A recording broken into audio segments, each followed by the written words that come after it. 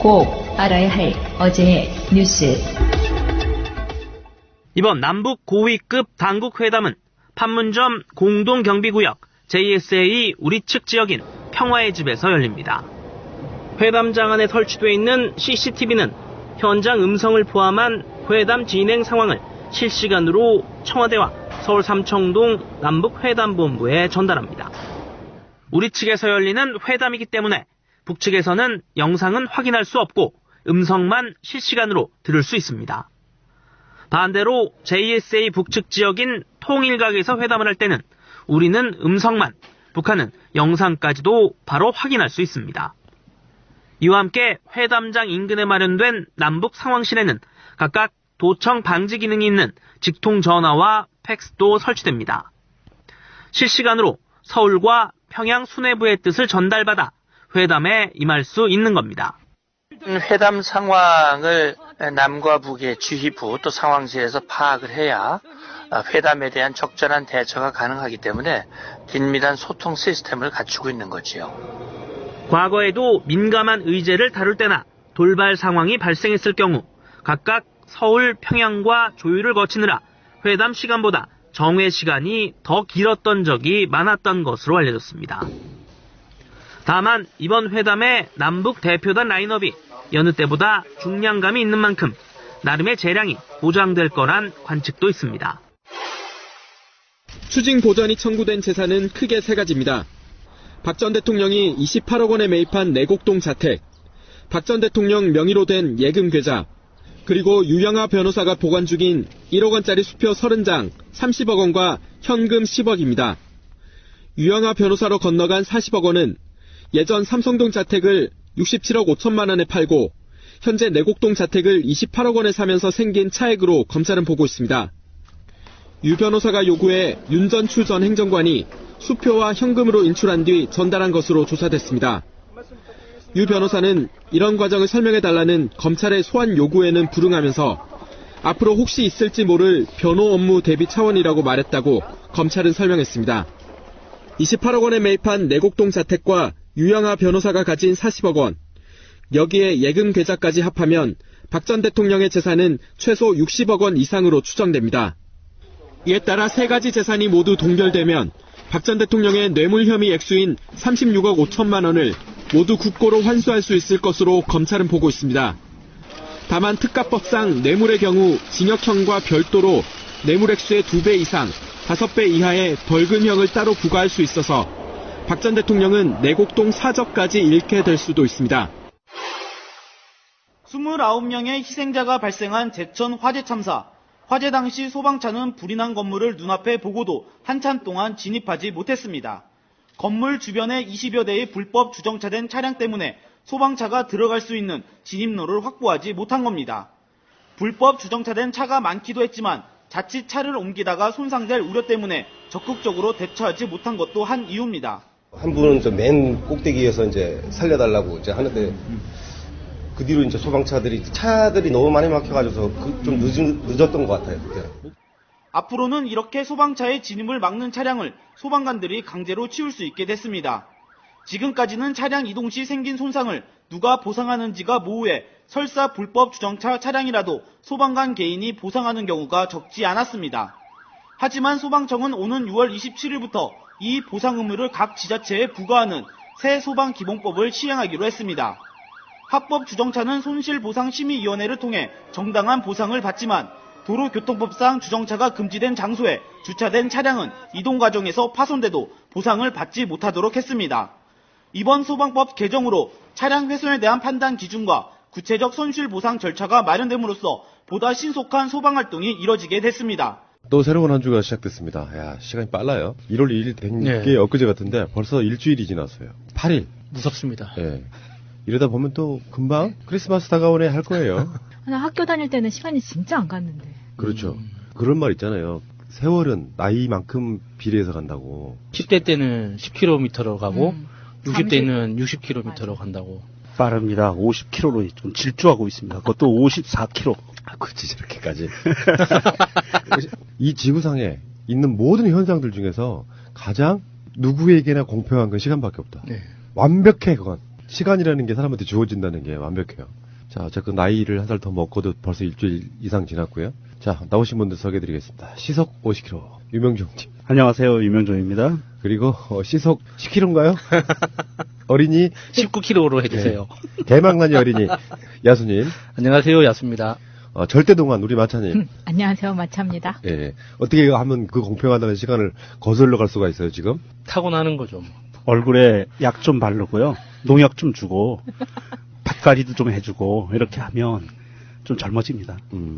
저는 푸른나무고요. 방송 시작하겠습니다. 제도로서의 민주주의가 흔들리고 구타는 일은 이제 없습니다. 민주주의가 밥이고 밥이 민주주의가 되어야 합니다.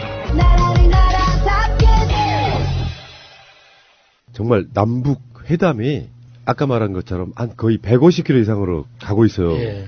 속도가 벌써 이제 방송 나가는 오늘 남북 회담이 실시될 텐데 급을 어떻게 맞출 것인가 정말 궁금했었거든요. 근데 김민석 원장님이 대단한 해안을 보여주셨어요. 장관급이 나갈 가능성이 있다라고 이야기를 했는데 지난주 방송에서 진짜로 장관급들이 딱 격을 맞춰서 만나더라고요. 북한 조국평화통일위원회 이 조평통이 우리나라의 통일부 정도에 해당되는 부처예요. 그리고 우리나라에서는 조명균 통일부 장관 그리고 북한에서는 리성권 조평통위원장이 이렇게 마주 앉게 되는. 그래서 5명씩 이렇게 리선권 위원장 이외에 전종수 조평통 부위원장, 원기루 체육성 부장, 황충성 조평통 부장, 리경식 민족올림픽위원회 위원 등 모두 5명입니다. 우리나라는요? 조명균 통일부 장관 수석대표와 천혜성 통일부 차관, 노태강 문화체육관광부 제2차관, 안문현 국무총리실 심의관, 김기홍 평창겨울올림픽대회 조직위원회 기획사무차장 등 5명입니다. 저 노태강 이분이 그 박근혜 씨한테 찍혔던 바로 그분이죠? 네, 참 나쁜 세러입니다. 사실 조평통이라는 조직이 예전에는 외곽 조직이었어요. 북한 정부의 공식 조직이 아니었었거든요. 그런데 이게 이제 2016년 이후로 당 공식 조직으로 이게 합류가 됩니다. 그렇다는 말은 바꾸어 말하면 어떤 뜻이냐면 예전에는 이게 격을 맞춰야 된다고 맨날 입씨름했어요. 대화를 할 때는 격이 안 맞는다. 우리는 장관인데 왜 쟤네는 장관이 아닌 사람이 나오냐. 뭐 이런 그 입씨름들이 있고 그 입씨름들은 어디서 나오냐면 조중동에서 나왔죠. 그랬는데 이번에는 이게 국가기관으로 공식 기관으로 격상이 된 조평통의 조평통 위원장이 나오는 거예요. 그렇다는 것은 조평통은 오로지 남한과의 통일을 위해서 북한에서 만든 조직이고요. 우리나라 통일부하고 똑같죠. 그래서 이제는 격이 바깥으로 보이는 격도 완벽하게 일치가 되는 것이라서 조중동을 포함한 이 보수 매체들이 지금 그 격을 갖고 얘기를 지금 못하고 있어요. 예전에는 많이 떠들었을 텐데. 그놈의 격, 이명박이 주장했던 국격. 이제 그 국격을 이명박근혜 이 두 사람이 엄청 떨어뜨려놨는데 그 격. 근데 국격이라는 말이 잘못된 표현이라고 굉장히 말들이 많았는데 불구하고 결과적으로 다 쓰고 있어요. 자, 어쨌건 여기서 이제 뭐 언론들은 추측성 보도를 내고 있긴 해요. 평창 올림픽 이외에 다른 의제를 뭐 논할 수도 있다. 뭐 또는 평창 올림픽만 갖고 논해야 한다. 뭐 그리고 최근에 이제 아젠다가 하나 되고 있는 게 뭐냐면은 북한 선수단 체류비를 우리가 주냐 마냐 이거. 북한이 지금 제재받고 있잖아요. 제재를 받고 있는 상황에 제재받는 나라의 선수단을 한국이 돈으로 대준다는 건 좀 그렇다. 이런 생각이 있는 것 같고 한쪽에서는 그래도 우리가 초청을 했으니 체류비는 우리가 내는 게 맞다. 이런 논란이 있는데 오늘 아침에 나온 여론조사 결과 보니까 한 5% 정도는 체류비를 우리가 지원하는 게 맞다라고 국민들은 생각을 하고 있더라고요. 그게 보통 우리나라 국민적 감정이 그런 거죠. 손님을 초대했으면 손님이 최대한 편하게 이따 갈 수 있도록 하는 게 일단 기본 아닌가요? 문제는 그 북한이 제재받고 있다는 그 부분 지금 때문에. 그 북한이 유엔 차원의 제재를 받고 있기 때문에 사실은 이제 북한 선수단이 오면 이번에는 강릉과 평창에서 열리기 때문에 비행기를 타고 오지는 않고 아마도 배를 타고 강릉항으로 들어올 것 같은데 배 입항부터가 사실은 이제 제재에 걸리는 거예요. 엄격하게 보면. 그런데 이미 그 제재를 앞장서서 이끌어냈던 수괴 트럼프가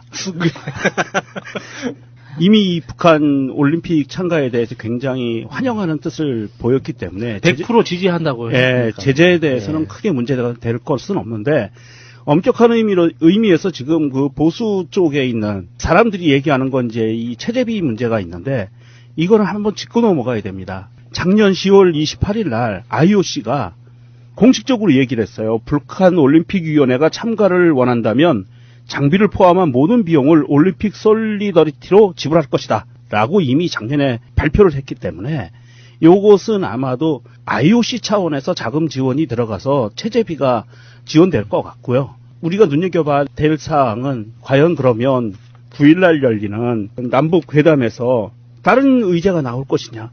그렇지는 않다고 봐요. 예. 이번 요 회담은 평창 올림픽에 참가하기 위한 태스크포스 회담이라고 보시면 돼요. 그리고 이제 이 회담 외에 다른 부분에 대해서는 고위급 회담이 또 동시에 열리거든요.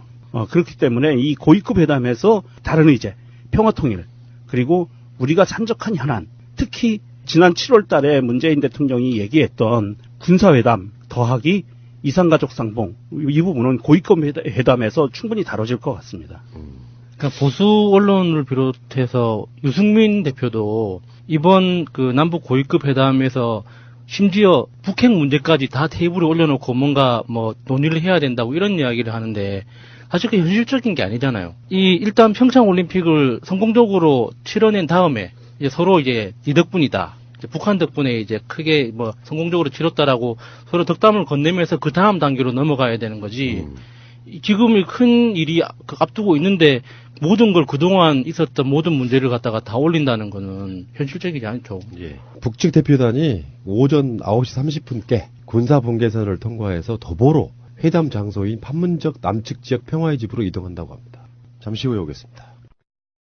남북 관계가 좋아지고 북한도 참가하는 올림픽도 치러지고 그러면서 어떤 서로 간의 경계심이 좀 누그러지고 그러면서 군사회담이네 남북 적시다회담이네 이런 의제들을 또 올리고 그러면서 정상회담 이렇게 가는 방법으로 가야 되는 거라고 생각이 들고요. 트럼프가 전에도 제가 한 말씀드린 적 있잖아요. 불쾌했다 뭐 이런 게 아니라 본인이 주도하는 세계 평화에 기여하는 그래서 문재인 대통령이 그걸 좀 대리하는 것 같은 느낌?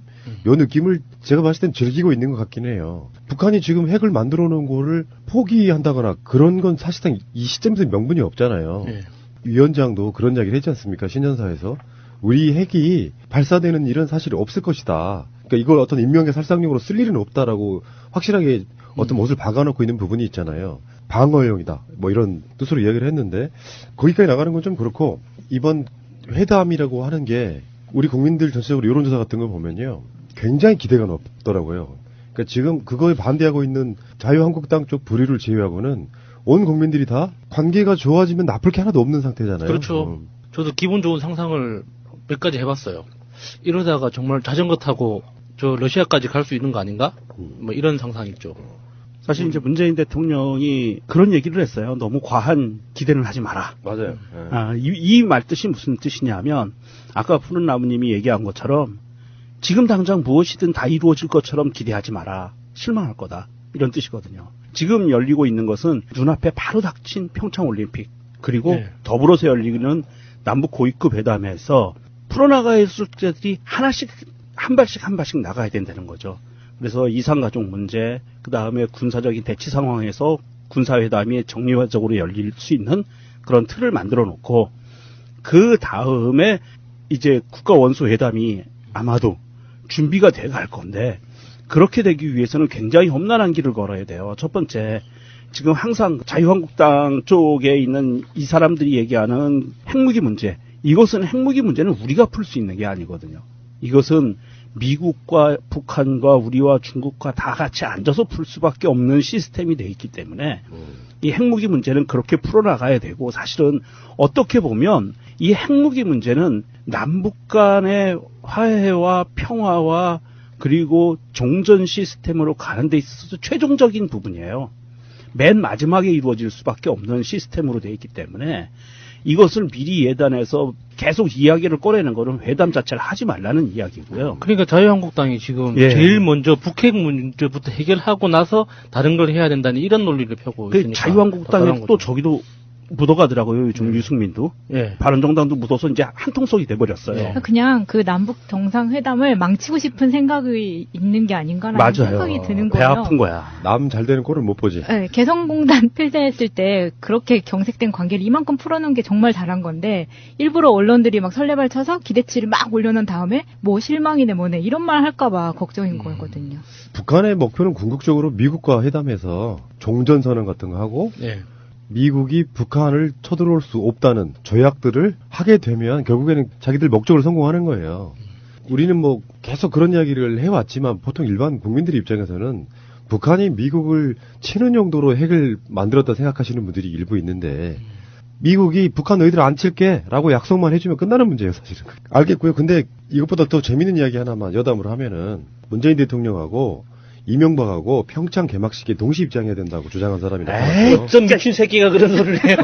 전영기라고 하는 칼럼니스트가 중앙일보에 칼럼을 써서. 진짜요? 그러니까 이게 핵심의 내용은 뭐냐. 이 올림픽을 유치한 사람이 이명박 대통령 때니까 그만큼 공이 있다 이런 소리거든요. 난 반댈세. 아니, 그게 아니라 이게 올림픽의 올림픽 그 자체의 명예를 실추시키는 거예요. 그 정말 국가적 범죄자를 거기에 내세운다는 상상 자체가 부끄러운 건데. 아니 그럼 전두환이 88 올림픽 유치했는데 전두환 거기 못 갔잖아요. 그러면은 그거 자기들부터 가슴에 손 얹고 반성을 해야 되는 거 아니야? 평창에 그렇게 공들인 최순실하고 박근혜도 포함시켜야죠 그러면. 그러게 말이야. 정유라도 출전시키고. 말이 되는 소리를 해야지. 이 사람들이 지금 칼럼 쓰는 거 보면 완전히 아전인수 곡학 아세의 전형을 보여주는 거예요. 필요한 말만 문장만 따요 이렇게. 자기들 원하는. 이 사람이 칼럼에 이명박의 적폐는 증명되지 않았다. 청산의 목표는 사람이 아니고 정치 문화와 시스템이라고. 뭔가 이명박이 쓴 거를 대신 내준 것 같은 느낌인데. 그런 적폐스러운 시스템을 만든 게 이명박인데. 다스가 누구 거냐고 물어봤을 때 이명박이 글쎄 하고 또 다른 쪽에서는 아니라고 막 그렇게 이야기를 하잖아요. 완전 그런 논리랑 똑같은 거죠. 아니 6.25 전후에 친일파들이 빠져나가려고 애쓰던 때의 변명이랑 너무 똑같은 프레임인 거예요. 정치 문화의 시스템의 문제라니. 그때나 지금이나 너무 똑같은 얘기 하는 거 아니에요? 지금 요즘 새롭게 나오는 증거들을 보면 사실은 국민들을 상대로 여론 조작을 했던 댓글 부대를 운영한 게 창시자가 이명박이라는 게 지금 속속 드러나고 있거든요. 이건 굉장히 반헌법적인 위헌적인 짓을 대통령 기간에 한 거예요. 이것도 또한 탄핵감인데도 불구하고 이제는 끝났으니까 탄핵은 못하죠. 이런 사람을 이제는 수사를 곧 받아야 되는 사람을 어떻게 감히 올림픽이라는 데서 국가 원수와 같이 손잡고 들어가라고? 현장 체포씬을 노린 건 아닐까요? 근데 이 전영기 사람이 쓴 글 내용이 얼척없는 게 있어요. 당시 문 대통령을 지지하지 않은 사람이 1,900만 명. 2007년 대선 때 이명박 후보를 찍은 사람은 1,100만 명인데 이 중 다수는 이명박이 전직 대통령 자격으로 평창 개막식에 참석하길 바란다 이렇게 썼고요. 이명박의 적폐는 증명되지 않았다라고도 주장했습니다. 아니 이명박을 찍은 사람까지는 그렇지만 지금 문재인 대통령 잘한다라고 지지하고 있는 거의 80%는 어떡할 건데 왜 그거는 빼놨을까요? 나머지 20%를 얘기해야 돼. 현실적이지. 문재인 대통령을 지지하지 않는 20%에 해당하는 사람이 아마 지지할 거다. 라고 얘기를 해야 더 현실적인데 이 사람은 그러니까 곡학아세의 전형인 거예요. 진짜 논술 공부하는 고등학생이 써도 이것보다는 훨씬 더 정교하게 논리를 구성할 것 같아요. 이따위 글이 데스크를 통과했다는 것 자체가 중앙일보의 진짜 정체성을 그대로 보여주는 것 같아요. 데스크의 생각 아니었을까요? 이런 댓글도 있네요. 다 된 평창에 맹뿌 언짢다. 정말 더 체매한 이야기를 했습니다. 노무현이 이명박의 정치보복 때문에 자살했다는 명제는 도그마에 불과하다. 이는 문 대통령이 잘 알고 있다. 문 대통령이 2009년 당시 한겨레와 인터뷰에서 정치보복에 의한 타살로까지 주장하고 싶지 않다라고 말했다고 썼습니다. 하지만 당시 인터뷰에서 문 대통령은 노 전 대통령의 서거를 정치보복에 의한 타살로 보는 시각도 있다는 질문에 꼭 정치보복에 의한 타살로까지 생각하고 싶지는 않다라고 말한 뒤 바로 다만 여러 가지 수사와 관련된 여러 상황이 그분을 스스로 목숨을 버리도록 몰아간 측면은 분명히 있으니 타살적 요소는 있다고 말할 수 있다. 라고 말했다는 것을 언급했습니다. 이런 개 일배 같은 얘기. 그러니까 자기가 필요한 말만 딱 발췌해서 쓰는 거예요. 이게 전형적으로 얘네들 그 댓글 부대가 움직였던 방식하고 똑같아요. 뭐냐면 확인돼 있는 사실 중에서 일부를 발췌해서 글을 쓰면 사람들이 헷갈리기 시작해요. 이랬었나? 왜냐하면 그 부분은 맞는 것 같거든요.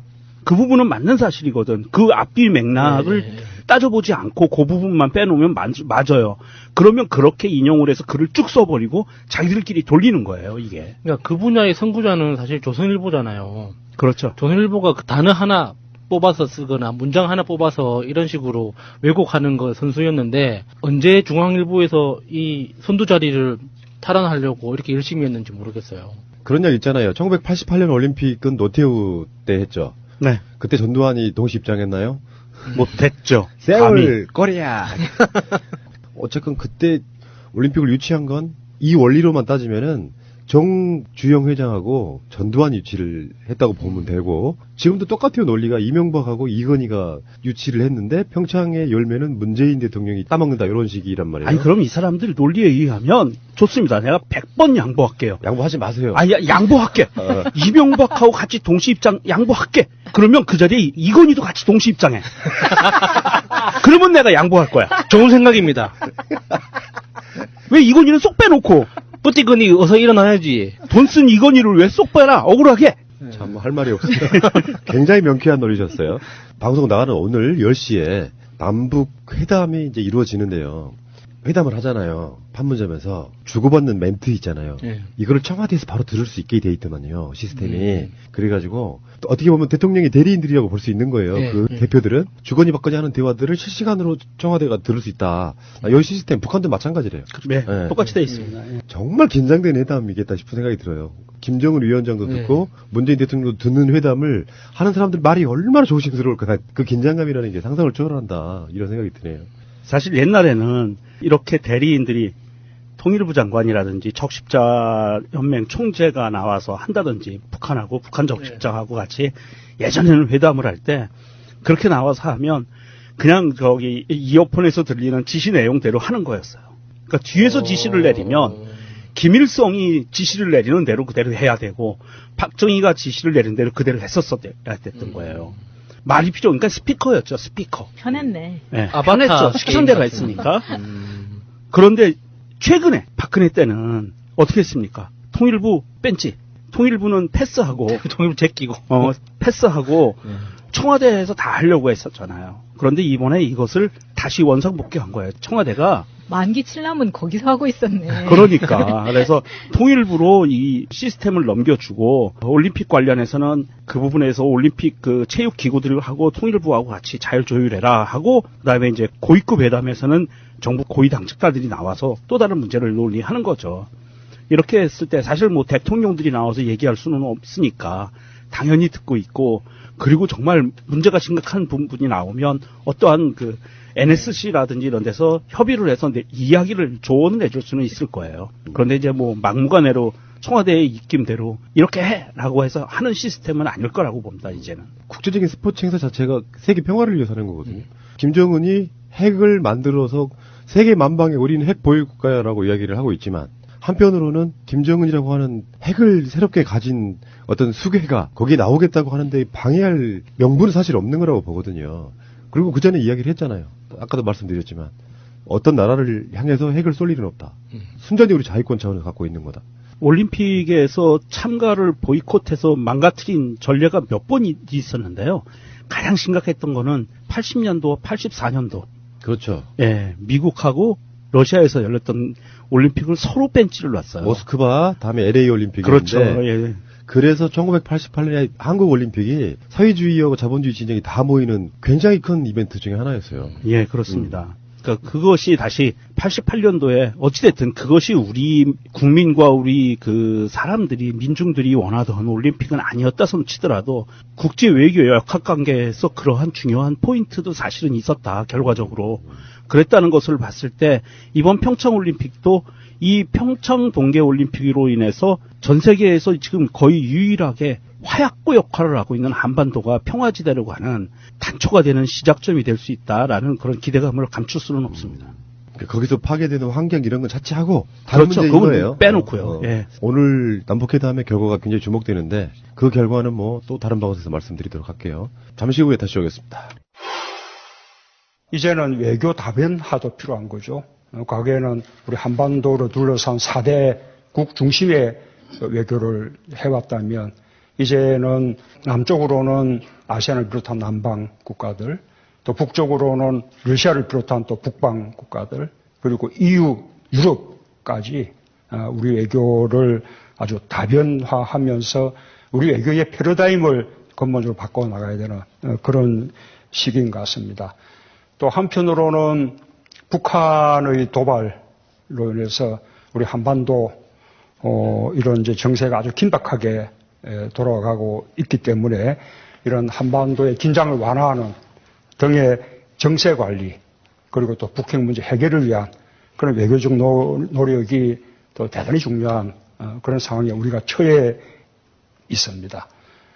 내일부터 남북 대화가 시작됩니다만 이 남북 대화의 성공을 위해서도 우방국들과의 어떤 협력 그리고 국제사회의 폭넓은 지지 이것이 반드시 필요한 것 같습니다.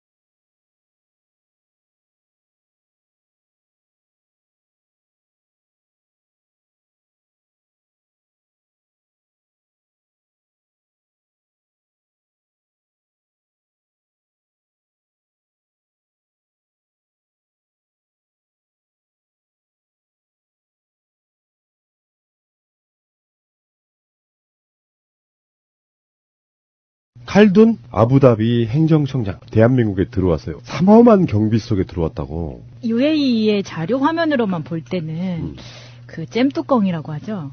여자들은 부르는 말이 있잖아요. 히잡이라든가 뭐 부르카나 뭐 이런. 예. 그런 거를 항상 양복 위에다가 또 입고 있잖아요. 잼뚜껑처럼. 근데 오늘 입국할 때 보니까 너무 정장 차림이어서 완전 다른 사람처럼 보이더라고요. 이 칼둔 이 사람은 사실은 이제 이 왕조 국가에서 왕손이 아닌 그 혈통이 아닌 사람이에요. 굉장히 입지전적인 사람이죠. 물론 자기 노력보다는 아버지의 노력에 힘입은 바가 크긴 하지만 행정처장이라는 지위는 이 사람 자기 이름하고 딱 맞는 자리를 골랐어요. 칼든 사람이거든요. 칼 들고 휘두르는 사람이 칼둔이에요. 오, 저 유머 좋아. 제 개그.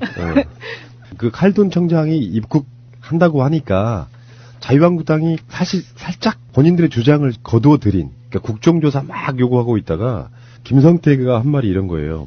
한국당은 칼둔 청장 방안을 열렬히 진심으로 환영한다. 문재인 정부와 UAE 마찰이 수습돼 한순간 외교 참사가 국교 단절로 이어지지 않은 건 다행이 아닐 수 없다. 끝까지 외교 참사의 진상을 밝혀서 다시는 정치 보복에 눈이 어두워 국익을 훼손하는 과오를 범하지 않도록 반드시 바로잡을 것이다. 범하지 않아요. 이게 논리적으로 맞는 말이야. 비문 아니야, 비문? 사실 이 칼둔 청장이 오면 자유한국당하고 이명박이 제일 쫄리는 거예요. 이 사람이 와서 만약에 정말로 청와대를 예방한 자리에서 그냥 있는 거 다 털어놓잖아요. 다 죽어요. 뭐 그렇다 보니까 자유한국당 입장에서도 이게 불안한 거예요. 대충 얼개는 거의 다 나왔다고 보거든요. 김종대 의원이 뭐 요즘에 막 발표하고 있는 내용들을 보면 결국에는 이명박과 박근혜에 있어서 아랍에미레이트와 비밀 이면계약이 있었다는 거죠. 이런 부분이기 때문에 무슨 그걸 국익을 훼손하고 말고의 문제가 아니고 이거는 김종대 의원 말에 의하면 간단히 말해서 자원외교라든지 이런 거 맥락이 같은 자신들의 이익을 위해서 우리 군을 이용해 먹은 거, 그런 느낌의 이야기가 될 가능성이 높고 정치인들도 마찬가지잖아요. 그러니까 자기들이 한 말이 있으니까 좀 전에 제가 말씀드린 것처럼 그런 식으로 이야기는 했지만 국정조사 이야기는 쏙 빠진 상태로 왜 그런 거 있잖아. 누구누구가 죽으려면 찍소리 낸다 이런 것처럼 찍소리 한번 내보는 정도의 수준인 거지. 국가 간의 국가의 문제이기 때문에 문재인 정부에서도 이거를 확 오픈할 수가 없는 부분이 있는 거예요. 아랍에미레이트 쪽과의 그 서로 간의 그렇죠. 합의 부분도 있는 것이고 그래서 계속해서 그거를 이야기를 못하고 지금 제가 봤을 때는 벙어리 냉가슴 앓듯 하는 부분도 있을 거라고 봅니다. 근데 이 사람이 직접 와가지고 달리 말하면 이렇게 보면 되잖아요. 아랍에미레이트하고 한국과의 관계, 외교관계가 틀어졌다. 그래서 그걸 수습하러 갔다. 근데 그게 문재인 정부의 탓이다 이렇게 막 주장을 했었는데 칼둔 행정청장 이 사람이 아랍에미레이트 왕실의 가장 신복 같은 사람이라고 하면 그 사람이 오는 것 자체가 우리 사이에 이상 없어를 보여주는 측면이 있거든요. 그래서 지금 이 사람들 말이 좀 애매모호해지는 거고 칼둔과 자유한국당 쪽 사람들과도 한번 만나게 해주는 건 어떨까 싶어요. 김성태 원내대표가 또 중동 전문가 아닙니까? 아니 그러면 그러네. 칼둔을 자유한국당 그 사람들을 만나면요 그 자리에서 심장마비 일으키는 사람들이 많아져요. 아니요, 김성태 원내대표는 중동 전문가여서 이렇게 기업 자기 경험도 있다고 그랬잖아요. 무슨 경험? 중동에서 일한 적이 있어서 잘 안다고. 근데 이 칼둔 행정청장이 자유한국당 사람들하고 미팅을 하게 되면 미스터 리 하는 순간에 심장마비 쫙 일어나요. 그래서 안 돼요. 처벌을 해야지 죽으면 안 되거든. 여담인데 칼둔이 자유한국당 사람들하고 건너서 인연은 좀 있었습니다. 아, 그래요? 네. 보면은 지금 이 사람이 뭐 청장이라고 되어 있지만 무바달라 그룹을 가지고 있는 사람이기도 하고 그리고 우리가 만수르로 유명한 그 사람이 잉글랜드 프리미엄 맨체스터를 샀잖아요. 그래서 이 칼둔을 회장으로 지금 앉혀놓은 상태예요. 아, 그러니까 그 만수르는 구단주고 그러면은 이 칼둔이라는 사람이 직책이 굉장히 많네요. 네. 그런데 76년생밖에 안 돼요. 그런데 그 제가 좀 찾아보니까 이 무바달라 그룹이 작년 하반기에 우리나라 넥센타이어하고 계약을 하나 맺은 게 있어요. 그때 보면은 그 넥센타이어의 사장이 굉장히 젊어서 71년생이라서 이 사람 되게 젊은 나이에 회장이 됐네 하고 찾아보니까 넥센타이어 회장이 71년생이라고요? 네.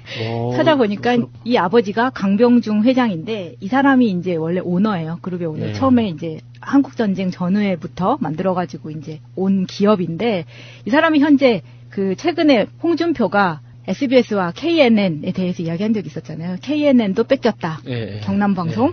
그 회장이 이 강병중 회장입니다. 오, KNN 회장이에요? 네, KNN 회장이. 그 KNN은 지역 민방 중에 하나인데요. 그쪽에서는 나름 영향력이 있나 보더라고요. 예, 되게 큰 채널이에요. 예. 지방마다 다 민방들이 하나씩 있잖아요.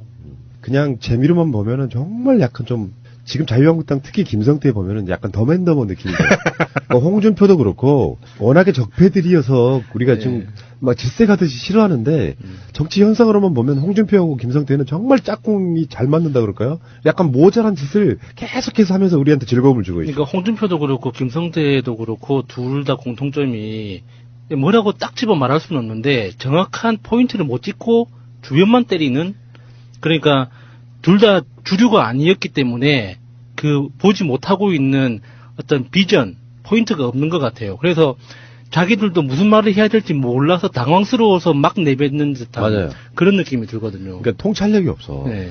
이따가 뭐 다른 데서 이야기가 나오겠지만 홍준표 같은 작자도 보면은 셀프로 막 당협위원장을 대구에 자기 스스로 막 꽂으려고 하고 어쨌든 그런 짓들을 하는 거 보면 이런 게 있잖아요. 정치는 상식에 기반해서 해야 되거든요. 네. 예측 가능해야 되고. 그래서 저게 잘못됐다고 생각하면 같이 잘못됐다고 느낄 정도의 공감력이 있어야만 좋은 정치가 이루어지는데, 아랍에미레이트에 무슨 일이 일어났대. 지금 문재인 대통령이 잘못해가지고 뭐 그렇게 막 설레발치다가 지금 이야기가 어디까지 흘러갔냐. 결국엔 자기들 발등을 확 찍게 된 상태가 됐잖아요. 이명박의 적폐성에 한 짐을 하나 더 얹었다고 저는 보거든요.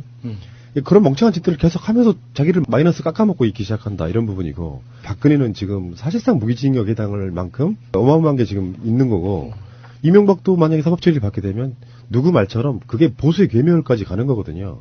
앞으로의 모든 선거에서는 이명박도 사법처리 당하고, 이명박은 어차피 사법처리를 안 당할 수도 국민적 인기는 거의 없었어요. 임기 끝나자마자, 끝날 때부터. 그렇다 보니까 결국은 부정선거 하게 된 건데, 정권교체 안 당하려고.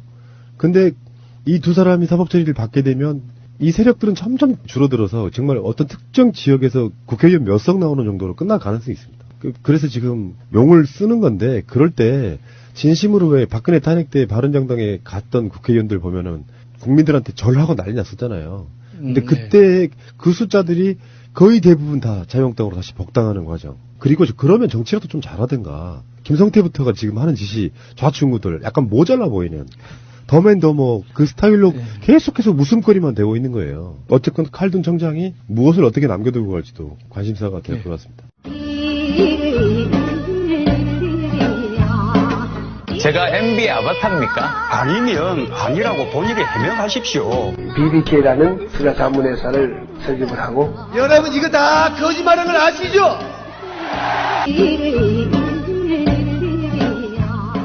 안철수와 유승민 이야기를 잠깐 하겠습니다. 일단 이 두 사람 이야기하기 전에 손학규 씨 이야기를 하고 싶어요.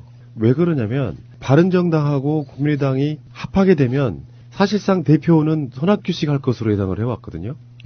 손학규 씨는 도대체 무슨 생각으로 문재인 대통령 등산하는 날 공교롭게도 같이 정상에서 만났을까? 뭐 이런 생각도 드는데. 간 보러 간 거 아니었을까요? 진짜 평생을 간 보다가 진짜 간제비를 만나서 마지막 한 방울까지 간을 보는 이 치밀함. 그래서 그 중앙일보인가요? 거기 인터뷰한 걸 보면은 사실상 안철수의 손을 들어줘요. 이것은 뭐 마이너스의 정치다 뭐 이런 식으로 이야기를 해줄 걸 기대했던 합당 반대파들한테는 좀 실망스러운 이야기긴 한데, 이런 거 있잖아요. 손학규 자체가 사실 반문재인 연대의 수계 정도 돼요. 김종인이나 손학규 정도. 근데 지금 손학규 자체가 사실상 안철수의 손을 들어준 상황이란 말이죠. 합당한 새로운 신당의 당대표를 노리고 있다, 이런 느낌 저는 지울 수가 없어요. 아, 손학규가요? 손학규 씨가 민주당 탈당하고 나서 기자회견을 한번 했었죠. 개헌에 매진하겠다 막 기자회견했는데 이 사람 기자회견 할 때마다 사건이 터지면서 묻혔던 바로 그 전력이 있었고요.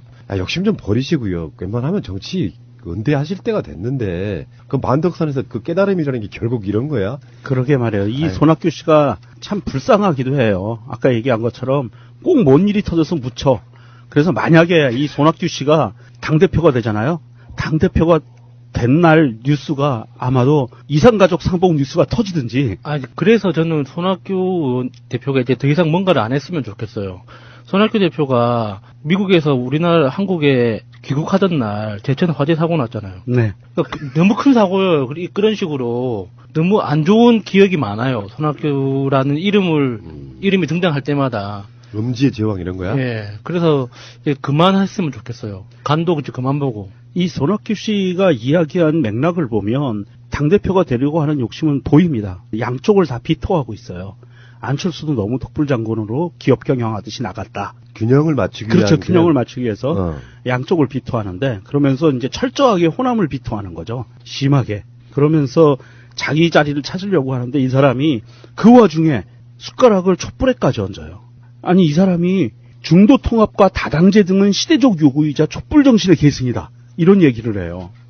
난 이걸 보고 내가 깜짝 놀랐어요. 사실 아무 연관성이 없어. 네, 아무 연관성도 없고 혹시 연관성이 요만큼이라도 있다고 선쳐요. 이 촛불 혁명을 일으킨 이 시민들이 다당제를 요구했다고 쳐. 그런데 다당제를 요구했다고 치는데 그러면 다당제를 요구했는데 그 다당제에 자유당, 바른정당, 손학규 같은 사람들 이 사람들을 포함시킨 다당제일까요? 아니거든요. 그러니까 촛불 시민이 요구했던 다당제는 제도에 기반한 다당제지 이런 식으로 정치세끼리 이합집산하고 분열하면서 만들어지는 다당제가 아니거든요. 그렇죠. 그래서 아주 구체적으로 한번 보면 이래요. 민주당, 정의당, 민중당, 녹색당, 기타 등등 이런 색깔을 갖고 있는 사람들 정당으로 인한 다당제를 얘기한 거지 어떻게 감히 자유당, 바른정당 이런 애들하고 왜 다당제를 얘기를 합니까? 막말로 얘기해서 이거 없어져야 될 집단들이지 촛불은 이 사람들 이 정당들이 적폐 세력이고 없어져야 될 집단이라고 이야기를 했었지 이 사람들을 포함한 다당제 얘기한 적은 한 번도 없어요.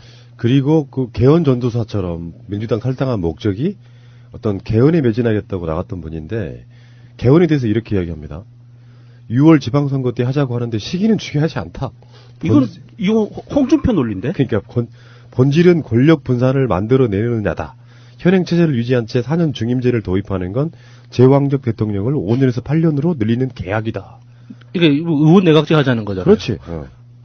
그런데 의원 내각제를 이 사람이 주장한다고 한들 자기가 가져가는 정치적 이익이 뭔지 저는 그게 궁금한 거예요. 돈이죠. 아니, 손학규의 나이를 보나 앞으로 이제 정치를 얼마나 더 할 수 있을지를 따져보았을 때 의원 내각제라는 정치 제도 자체가 이 자기한테 뭐 어떤 정치적 이익이 있는 건지 안 그러면 말 그대로 그냥 이빨은 사명감으로 그냥 포장하기 위해서 남겨둔 수사인 건지 그게 진심이 의심이 되는 거죠. 아니 어떻게 지금 이 사람들 통합이라고 얘기하죠. 이 사람들 통합이란 말 쓰기 참 그 겸연쩍기는 한데 통합은 아니라고 생각을 하지만 이 사람들이 쓰니까 통합이라고 쓸게요. 통합이라고 이야기를 하는데 뉘앙스가 다 달라요. 중도 통합 그리고 유승민은 보수 통합. 이게 양쪽에 아주 미묘하면서도 굉장히 큰 차이가 있는 거고요.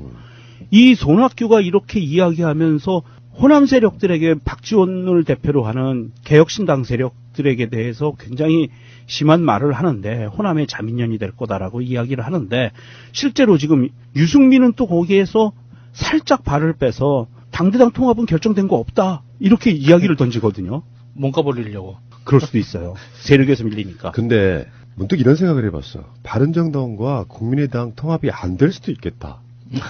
안철수 입장에서는 정말 하늘이 무너지는 소리일 텐데 이상돈은 전당대회 의장이에요. 이 사람이 칼자루를 일단 쥐고 있는 건데 반대파잖아요. 그리고 유승민한테 나온 이야기가 의미심장한 부분이 있어요. 국민의당과의 통합은 최종 결심한 게 아니다. 이제 와서 발을 좀 뺀단 말이에요. 근데 지금 보도 나오고 있는 것 중에 국민의당에서 세 사람이 곧 탈당을 한다 그러죠. 네. 김세연 그리고 이학재, 남경필. 그러니까 누구 말처럼 딱 그거야. 통합을 하면 당의 숫자가 늘어나야 되는데 확실히 줄어드는 상태에 통합을 하는 거잖아요. 이쪽 빼내고 저쪽 받아들이는데 나갈 사람이 더 많고 들어올 사람이 더 적은 상태. 1 더하기 1 해가지고 0.5가 되는. 희한한. 그러다 보면 지금 전당대회라는 공식적인 어떤 의결 자체를 못한 상태에서 유승민이 이렇게 발을 빼고 바른정당 국회의원들은 통합할 거면 나는 다시 자유한국당으로 복당할 거야. 이 느낌이란 말이죠. 그러면 결국에는 통합이 무산될 수도 있는 상태에서 국민의당만 쪼개지는 게 아닌가 하는. 야, 안철수 입장에서는 혼인빙자 가늠 아닌가요? 아니 저기. 왜요? 그 다당제의 그 화신이 되는 거죠. 진짜 진정한 다당제를 실현하는 거잖아요. 이게 혼빙이 되는 게 그럴 수도 있다 싶은 게 저는 이 세 명이 탈당을 결심을 한 모양새들을 보면서 이게 도미노 효과로 진정한 통합, 자유한국당과 바른정당의 통합으로 가는 거 아닌가. 안철수는 세야 되는 거죠. 국회의원 몇 명 있지도 않은데 근데 정말 남경필 이 사람은 어쩔 수 없구나. 원희룡도 마찬가지지만 네. 우리는 처음부터 믿지를 않았지. 남경필이나 원희룡이 좀 스마트하고 그 전에 적폐들하고는 좀 다른 모습을 보이는 양 언론에 포장이 됐지만 결국에는 자유한국당으로 다시 돌아간다는 거 아니에요. 이유가 뭐겠어요. 바른정당 후보로는 경기도지사 될 가능성이 사실상 0%거든. 더군다나 그쪽에서는 자유한국당에서는 안 낸답니까 후보를? 그러면 남경필은 사실상 3위 4위 할 수도 있어요. 민주당 후보 나가고 자유한국당 후보 나가고 남경필 나가고 정의당 후보 나가고 요 형태로 간다 그러면 4위 할 수도 있어요. 정치적으로 자기들이 손해보는 짓은 절대 안 해. 한 번 쉬었다 가는 건 없어. 이쪽 분들은 한 번 쉬면서 뭔가 때를 기다리시는 분들 많잖아요. 예. 본인이 안 나간다는 최재성 위원장. 컷오프 당하지만 난 탈당 같은 거 안 해 해서 지금도 정치 열심히 하고 있는 홀수 전문가 정청래 의원. 정청래 의원, 강기정 의원도 마찬가지고요. 그런 분들 꽤 많습니다. 이 사람들은 선당후사라는 게 없죠. 어쨌든 그래서 유승민의 이런 오딩은 어떻게 해석해야 돼요? 남북 문제에 대해서 서로 간의 입장이 달리 나왔단 말이죠. 남북 회담에 대해서 입장이 달리 나왔어요. 그러니까 그 입장이 달리 나온 측면에 이런 거 아니었을까? 유승민 입장에서는 내가 안철수랑 통합해서 남는 게 뭐지? 한참 계산을 하고 있다가 밖에 둘이 막 돌아다니면서 막 같은 목도리도 차고 막 별짓 다 했어요. 근데 가면 갈수록 안철수가 실증나기 시작하는 거야. 별로야. 매력이 없어 사람이. 그래서 이게 하고 싶지 않은데 남북 회담 문제로 뭔가 좀 사이가 틀어지는 부분이 있어가지고 그런 거 있잖아요. 명분을 막 찾다가 이거다 이거 찾은 거야. 통합하지 말고 난 차라리 자유한국당으로 들어가고 싶다 이런 속내를 비치는 게 아닐까. 썸만 타다가. 그러면 이제 그렇게 얘기가 나오겠죠. 안철수가 실망입니다. 딱 그렇게 할 거 아니에요. 그만 좀 괴롭히십시오. 유 후보님 실망입니다. 정말 그 배신의 쓴맛을 간만 보다가 만약에 느끼는 배신의 쓴맛. 통합이 안 되면 그러면 안철수는 어떻게 되는 거예요? 국민의당 그대로 유지. 집에 가야죠. 세되는 거죠. 그러니까 아니 안철수는 어차피 당 대표를 내려놓는다고 했어요. 네. 통합이 되든 아니 합당이라고 합시다. 네, 통합은 합당이죠. 합당이 되든 안 되든 당 대표를 내려놓겠다고 했잖아요. 근데 만약에 바른정당과의 합당이 성사가 안 된 채로 내려놓게 되면 정치적으로 세되는 거죠. 사망이죠. 거의 사망에 가깝죠. 가평잣. 그러니까 이게 고소한 잣. 정치에 있어서의 명분과 흐름이라는 건 그런 측면이 있거든요. 그래도 안철수 간에는 자기 나름대로 제3당의 길을 가는데 서로 합당을 해가지고 보수의 대안이 되겠다 이런 식으로 뭔가 밀어붙였는데 어느 날 갑자기 이게 좌초가 되는 상태가 되면 자기가 명분을 갖고 있던 그게 아젠다가 완전히 깨지는 상태가 되잖아요. 그러니까 안철수의 생각에 동조하는 사람도 일부 있는 거예요. 많은 사람들은 아니지만. 근데 그거를 실현시키지 못하면 결국에는 추진력 없고 이용만 당했다. 온갖 공격을 받으면서 정계 은퇴가 훨씬 빨라질 수도 있다. 저는 그렇게 생각해요. 그리고 당대표를 내려놓겠다고 말을 했는데 그 약속을 만약에 지키게 된다면 누가 이제 안철수를 다시 들여다보게 되겠어요? 그렇죠. 진짜 어디 쓸모가 없죠. 가평에 작가는데 뭐 봉사활동이나 할 수 있을까. 그래서 국회의원 재산순위 보면은 1위 김병관 의원 대략 뭐 주식이 왔다 갔다 하니까 2016년도 재산 공개한 거 보면요 1678억이고요 2위가 지금 자유한국당으로 다시 복당하려고 하는 김세현인데요. 김세현은 그 당시 신고할 때 1400 정도 됐고요. 그 다음에 3위가 중요합니다. 3위가 그 당시 안철수였어요. 1195억인데 야, 두 사람이 당을 만약에 김세현이 남아있었다 그러면 어마어마한 부자들이 모이는 뭐 그런 정당이 될 수도 있었겠다. 네, 안철수 입장에서는 김세현 같은 부자가 좀 가짜나 보일 수도 있죠. 안철수는 그래도 명목상 자기가 이제 스스로 자수성가한 케이스인데 김세현 의원은 완전히 그 아버지 잘 만나서 된 거잖아요. 아버지가 김진재 의원이라고 부산 지역에서는 정말 김진재 모르면 간첩이라는 말이 있을 정도로 굉장히 유명한 의원이었거든요. 돈도 많고 땅도 많고 정치적인 세력도 확실하고 그런 사람이 이제 그 지역구를 물려받은 거죠. 그러니까 남경필하고 똑같은 케이스예요. 아버지 정치를 그대로 물려받은. 똑같이. 네. 남경필하고 나이도 비슷하지 않나요? 남경필도 훨씬 어리죠. 72년생. 그런 부러운 금수저는 정말.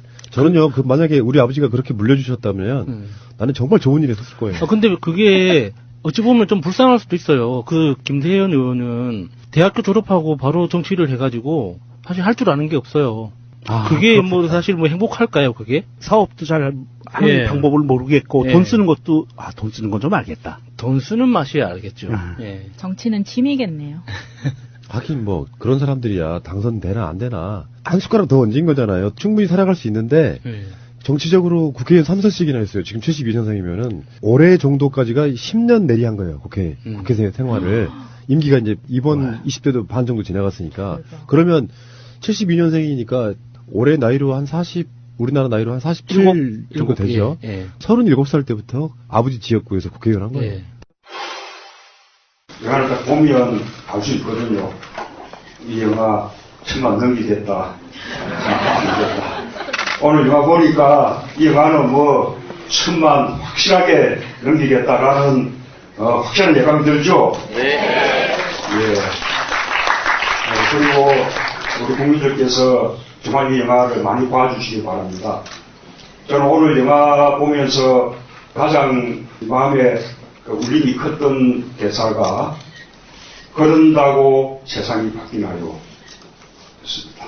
실제로 6월 항쟁 또 그 앞에 아주 어목했던 그 민주화 그 투쟁의 시기에 그 민주화 운동 하는 사람들을 가장 힘들게 했던 말이 독재 권력 이게 힘들었지만 못지않게 부모님들이나 이들의 친지들이 그런다고 세상이 달라집니다.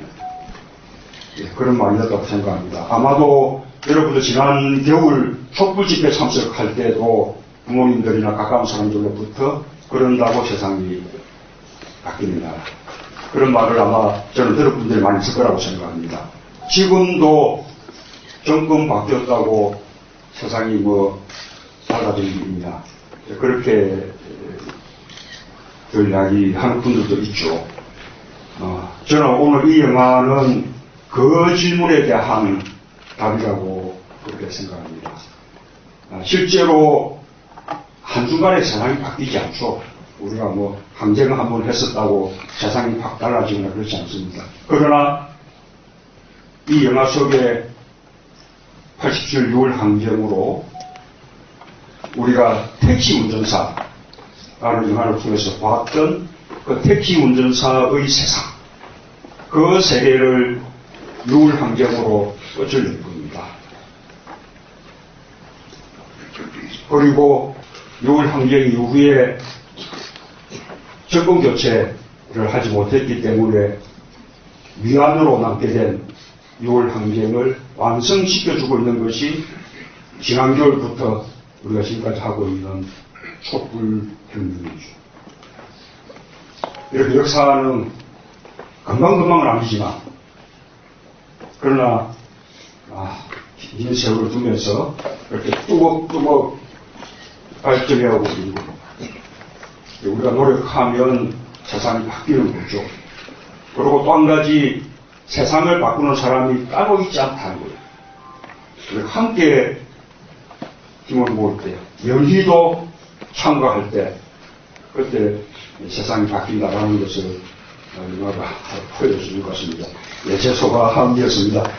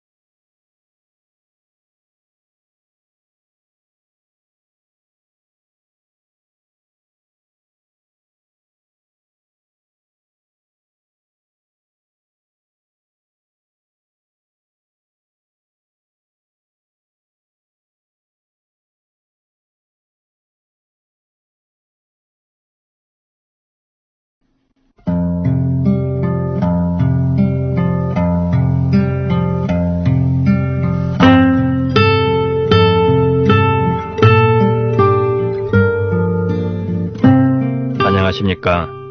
가슴에 담아온 작은 목소리 김영호입니다. 무더웠던 지난 어느 여름날 작은 목소리 팀이 찾았던 청와대 앞 분수광장에는 장애 아동들을 위해 공공어린이 재활병원을 만들어달라고 간곡히 외치던 분이 있었습니다. 문재인 대통령님, 이제 10살 건우가 더 이상 어린이 재활병원을 위해 달리지 않아도 된다고 말씀해 주세요. 이제는 떠돌지 않고 제때 제대로 치료와 교육을 받을 수 있을 거라고 말씀해 주세요. 바로 장애아동 건우의 아버지이자 공공어린이 재활병원의 필요성을 알리는 비영리단체 토닥토닥의 대표를 맡고 있는 김동석 씨였는데요. 2018년에는 우리 아이들, 그 중에서도 특히 장애아동들이 활짝 웃을 수 있는 대한민국을 바라며 새해 첫 작은 목소리는 건우 아빠 김동석 대표가 있는 대전으로 향합니다.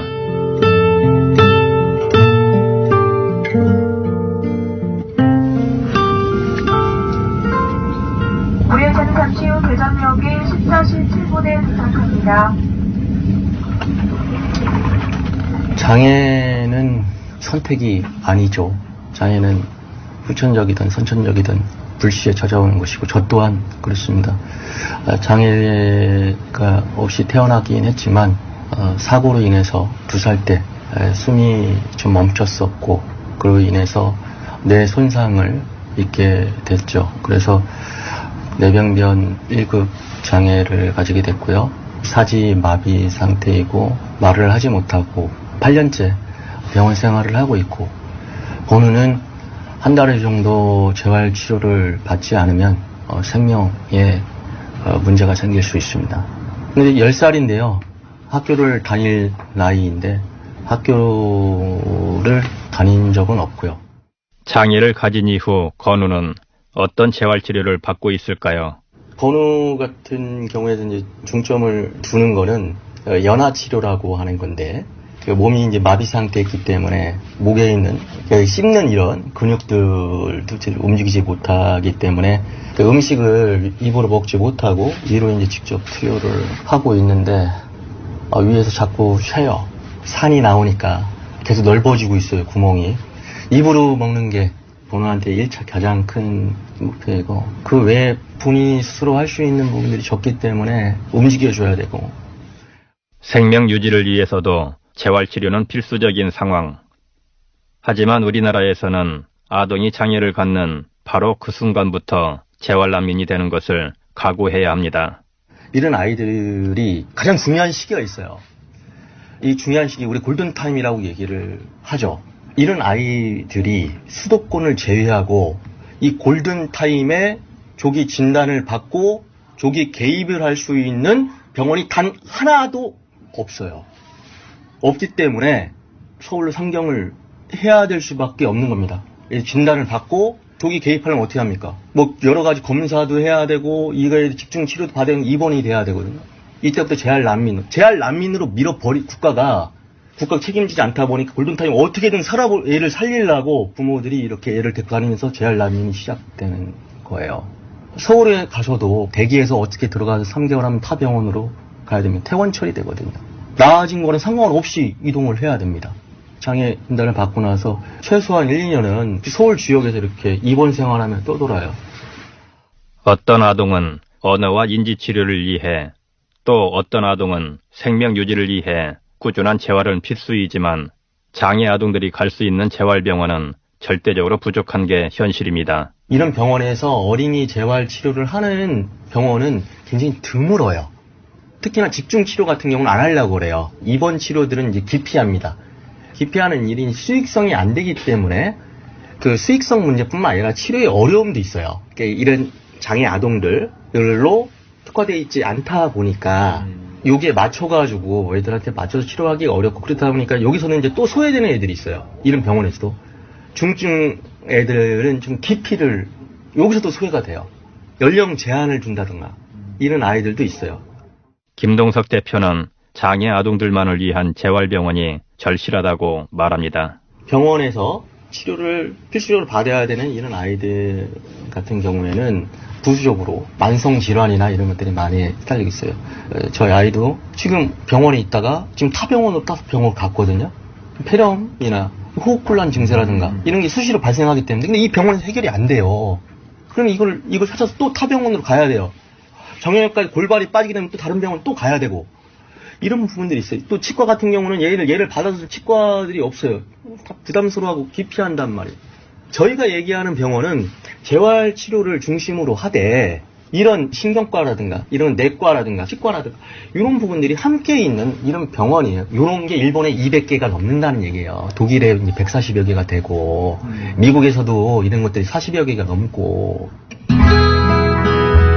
정말 놀라운 것은 우리나라의 어린이 재활병원은 단 한 곳뿐이라는 사실입니다.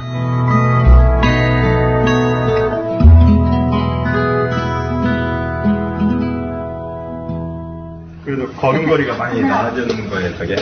이렇게 좀. 진짜 저 정도면 하늘이 재활 받기 전에 비하면 거의 80% 나신 거예요. 그렇게 불편해 보이는 건 아닌 것 같아요, 딱 보기에는. 그러니까 2년 동안 연습이 다. 4살배기 하늘이의 엄마 안정순 씨. 안정순 씨 역시 하늘이의 재활치료를 위해 재활난민 생활을 하고 있었는데요.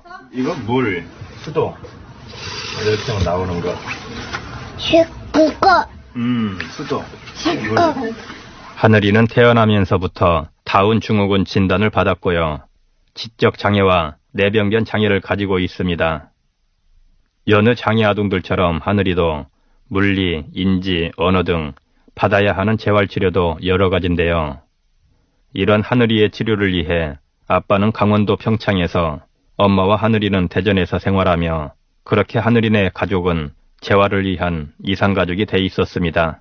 원래 집은 강원도 평창이에요. 강원도 평창인데 거긴 치료 받을 데가 없어요. 이게 처음에 세브란스 교수님이 돌 전후로 해서 재활치료 꼭 하십시오 했는데 되도록이면 이제 아빠하고 같이 있으면서 낮에만 이렇게 왔다 갔다 하면서 하고 싶어서 찾다 보니까는 결국은 못 찾았어요. 근데 그게 지연된 게 한 5개월 정도 지연되니까 16개월부터 치료를 시작했는데 대전이 저희 친정이거든요. 그래가지고 알아보니까 이쪽에 있더라고요. 이렇게 친정집에다 주소 해놓고 제가 불편하니까 아는 사람 집에서 그냥 다니는 거죠. 자녀가 재활치료할 병원을 찾아 가족이 떨어져 지내는 사연은 끝도 없이 나옵니다. 저만 이렇게 있는 게 아니라 재활을 오래 하시는 엄마들 중에는 이렇게 서로 만나요. 대전에 재활병원이 갈 수 있는 데가 3군데예요. 근데 이 3군데를 서로 6개월에 한 번씩 돌아가다 보니까 서로 만나요. 만나가지고 서로 이제 친해지잖아요. 그러면은 방 하나 원룸 같은 거, 투룸 같은 거 서로 이제 17번 보태서 해가지고 그렇게 있는 엄마들도 있다고 하더라고요. 서울 같은 경우는 입원이잖아요. 입원인데 이 병원 입원은 기본이 1달. 조금 더 치료 더 추가를 해주셔야 뭐 보름 정도 더 해준다고 하더라고요. 서울 쪽 가도 엄마들이 이렇게 막 그 애를 데려다 놓고 뭐 찜질방이나 이런 데서 있는 엄마들도 있고 익산이나 이런 데서 오시는 엄마도 있어요. 그럼 그 엄마들 애기 아침에 보내고 큰 애들 또 학교도 보내야 되잖아요. 아빠 출근하고 나면 엄마 혼자서 애 보내고 여길 또 와야 되고 하잖아요. 이게 쉬운 게 아니에요. 한두 번은 할 수 있어요. 근데 이게 반복적인 거를 매일 그 시간에 한다는 건 정말 사람이 지치는 일이거든요. 아이를 위해 강해진 엄마지만 그래도 아빠의 부재는 너무도 크게 느껴지겠지요. 가끔 보니까 아빠라는 건 알고 내가 아빠다 하니까 아빠라는 건 아는데 그냥 애가 찾지를 않아요. 서먹해요. 그리고 저도 이렇게 낮에 이렇게 있다가 집에 가면 목욕이나 이런 거 아니면 아이 밥 먹여주는 거 이런 거 좀 아빠가 좀 해주면 제가 그 시간은 좀 쉬고 싶은데 24시간 그냥 저 혼자서 아이를 케어해야 된다는 거. 이중 살림이잖아요. 아빠는 아빠대로 평창에서 살림을 해야 되고 전 저대로 이쪽에서 기고하고 있으면서 살림을 해야 되니까 생활비도 경제적으로 이중으로 드니까 아빠는 거의 김치에 밥만 먹고 있어요. 그래도 병원비가 부족해요.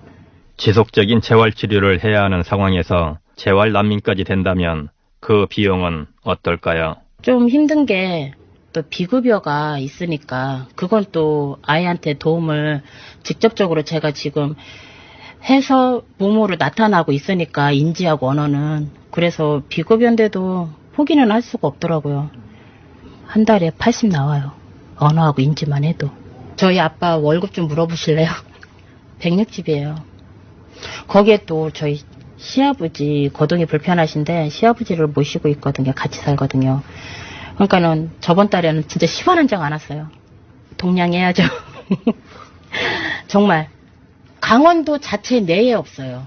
병원 자체가. 없으니까. 예. 뭐 강릉이나 원주 이런 데도 없고 사설은 있어요. 사설은 좀 비싸죠. 사설은 기존 보험 적용도 안 되고 비싸고 거기는 뭐 자기네들 이제 본인들 내가 조금 다른 사람들보단 잘한다 싶으면 뭐 한 5,000원이라도 더 비싼 거 지는 거고.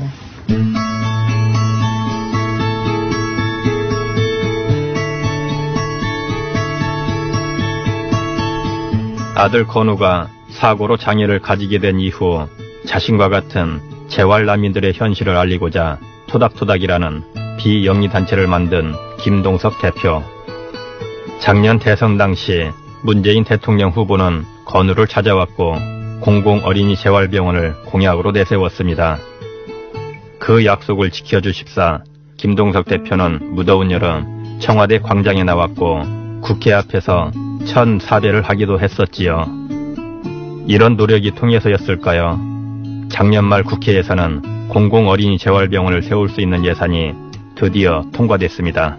이 설계비가 한 개 지역 설계비만 통과된 거예요. 한 개 지역, 대전 지역의 어린이 재활병원 설계비가 이제 8억으로 통과가 된 거고요. 대전 지역에서도 지자체에서도 이거에 좀 더 붙여서 설계비가 좀 더 책정이 될 것 같습니다. 올해 건축비가 잡혀야지 들어가잖아요. 건축비가 잘 잡혔으면 좋겠습니다. 제대로 잡혀야 되고 또 타 지역에 대한 설계비가 또 잡혀야 되겠죠. 우선 대전은 시작일 뿐입니다. 지자체, 소위 시군 이런 지역에서는 대중교통을 통해서 접근할 수 있는 정도의 한식이 있어야 된다고 생각을 좀 합니다. 그렇지만 지금 현실 상황에서 공공영역시 하나도 없는 이런 상황 속에서 일단 센터급이 필요하다고 보는 거죠. 그래서 권역에 지금 9개 권역에 어떤 센터가 있어야지 이 센터를 중심으로 해가 뭔가를 체계를 만들지 않겠습니까? 어린이 재활병원은 병원을 하나 짓는 몇 개를 이렇게 짓는 이런 문제가 아니에요. 장애 아동에 대한 시스템을, 사회적 시스템을 만드는 거라는 거예요. 병원을 하나 짓고 어디 병원에다가 이거는 무슨 입원 병상을 몇 개 더 마련하고 이런 문제가 아닙니다.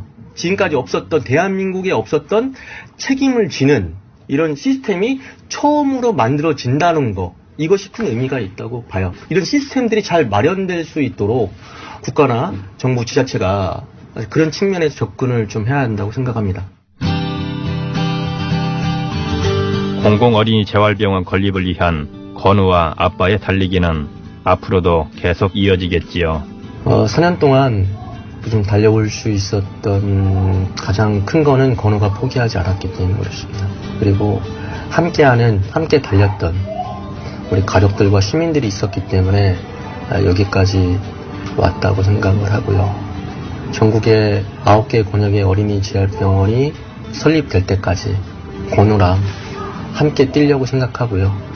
제가 이 자리에 있는 것은 건우 아빠이기 때문에 있는 겁니다. 처음도 그랬지만 마지막도 건우 아빠로서 그 자리에 서 있을 거고요.